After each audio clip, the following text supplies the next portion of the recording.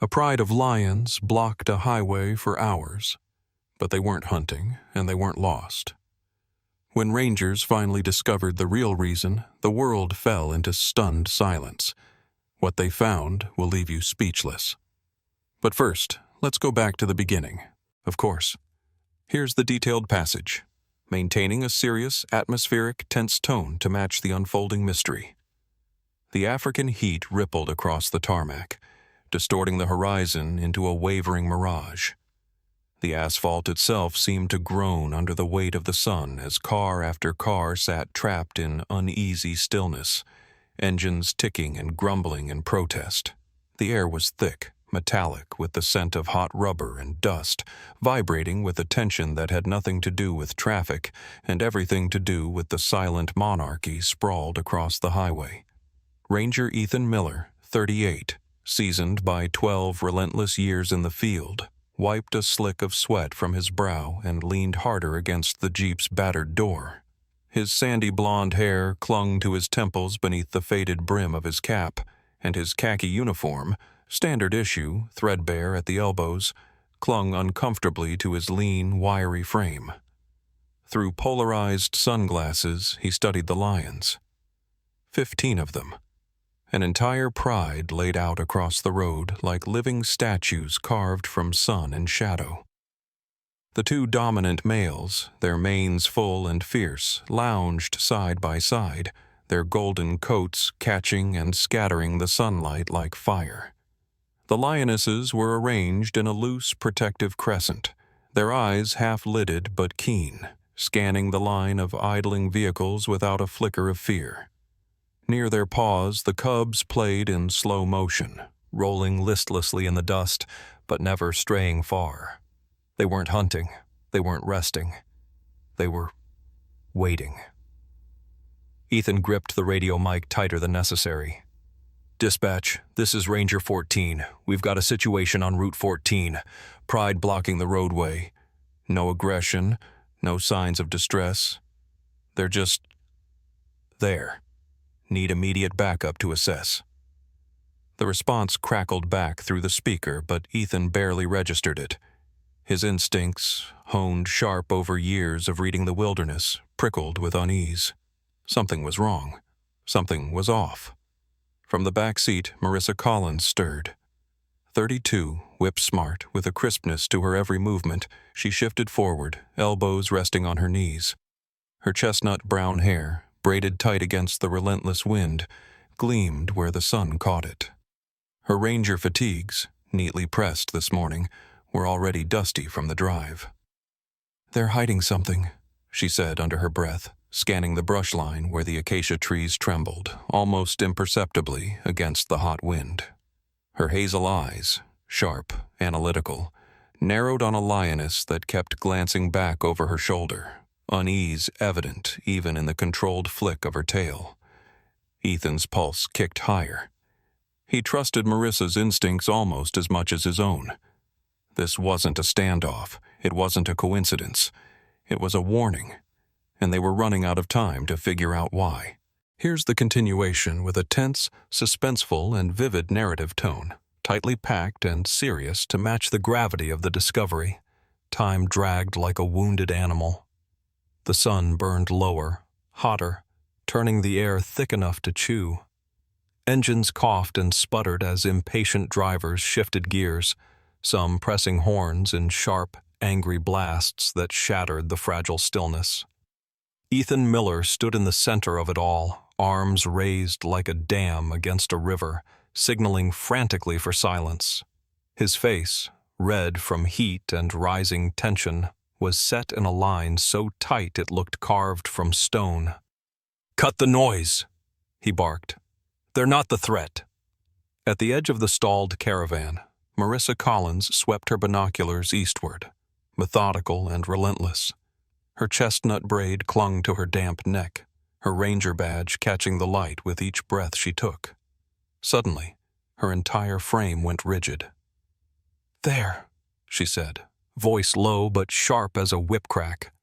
"Movement! East side of the brush!" Ethan didn't hesitate. Together they moved, boots grinding against sun-baked gravel, the heat bouncing off the road in shimmering waves. Every step toward the brush tightened the knot in Ethan's gut. Not fear of the lions. They remained still, a silent, ancient jury sprawled across the road, but something else, something unseen but suffocating.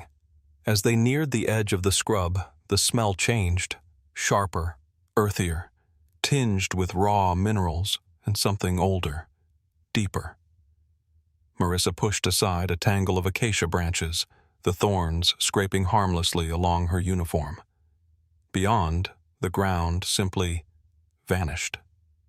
A sinkhole, massive and raw, yawned beneath the crumbling edge of the highway. Its mouth gaped wide enough to swallow 3 trucks end to end, the exposed roots of ancient trees dangling uselessly into its depths. The remaining stretch of asphalt trembled, suspended over a hollow chamber like a stretched drum skin ready to snap at the slightest touch. Ethan let out a low whistle, his hand automatically reaching for the radio clipped to his belt. If anyone had driven over that, they'd have gone straight down, Marissa finished, voice brittle with horror. Her boots scuffed the fragile edge, sending a shower of pebbles tumbling into the void. And no sound came back. Just emptiness. Ethan stepped back instinctively, heart hammering against his ribs. Behind them, a low guttural rumble rolled through the ground. Not mechanical, not animal. It was the earth itself, groaning and shifting, warning them that it wasn't finished yet. Tiny fractures spiderwebbed through the road's thin crust, like cracks crawling across old glass. Ethan and Marissa locked eyes. The lions hadn't blocked the road out of stubbornness.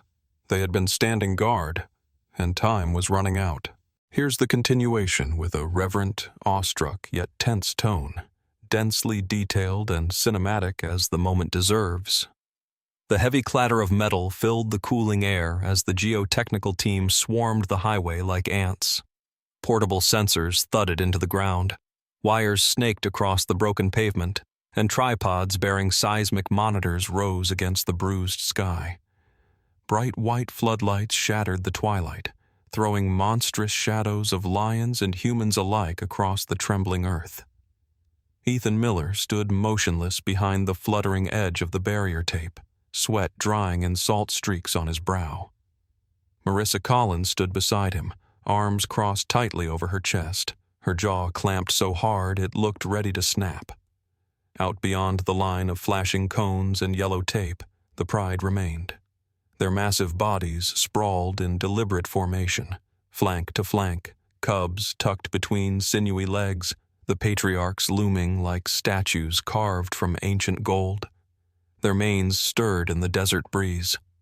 Their eyes, gleaming under the harsh beams of the floodlights, remained trained not on the humans, but on the gaping wound in the road ahead. "They knew," Marissa whispered. The words cracked in the space between them, raw and reverent. They felt it. Ethan nodded, though he couldn't fully trust his own voice. The truth was sinking in with the slow, terrible certainty of twilight itself. Hours later, the geotechnical report confirmed what instinct had already told them. Microscopic tremors invisible to human senses had rippled beneath Route 14 for days, destabilizing the ground from underneath. Shifts in electromagnetic fields, subtle changes in the Earth's very heartbeat, all invisible warnings missed by human eyes and ears. But not by the lions. They had sensed it. They had understood it. And they had chosen not to flee, not to scatter into the safety of the savannah, but to stand guard.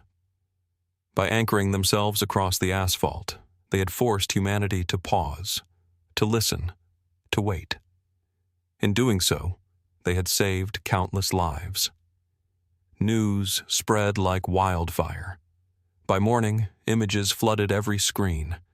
Lions stretched regally across the fractured blacktop, framed by the harsh glow of emergency floodlights. Articles exploded with breathless headlines. "The Guardians of Route 14, Nature's warning we almost ignored."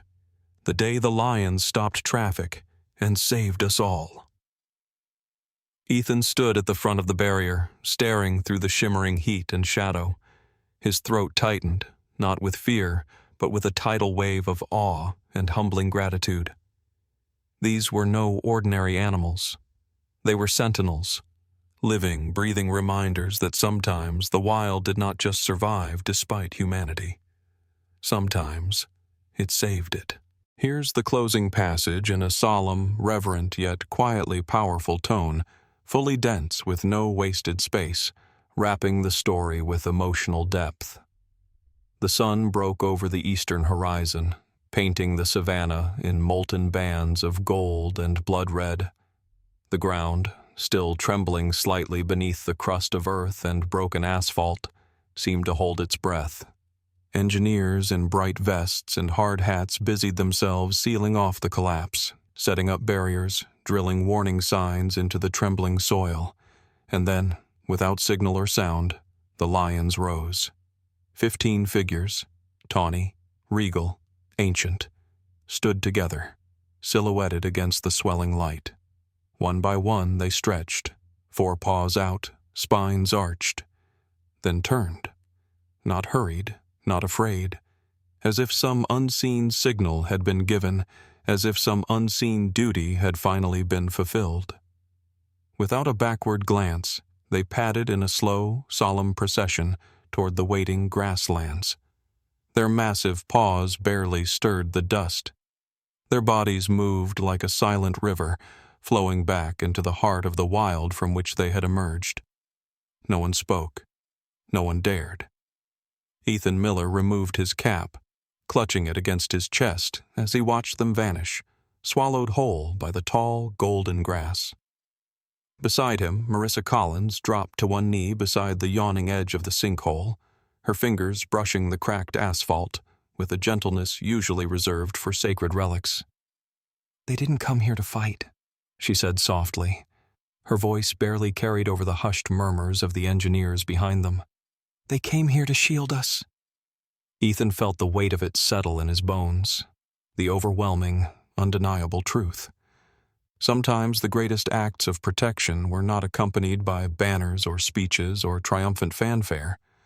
Sometimes true heroism was quieter, heavier, a simple act of standing firm against the invisible forces of destruction, a simple refusal to move. The world didn't fall silent out of fear that morning. It fell silent because, for the briefest breath in time, humanity remembered its place. Small, fragile, and deeply blessed to share this earth with creatures far wiser than itself. The pride was gone, but the imprint of their message lingered, burned into the highway, into the hearts of those who had been spared. Ethan stood, dusted his hands on his cargo pants, and turned toward the stunned crowd gathering by the barricades. He didn't have words for them. No words could do justice to what had passed here. He simply looked out across the empty road where 15 lions had made their final stand, and let the silence speak for itself.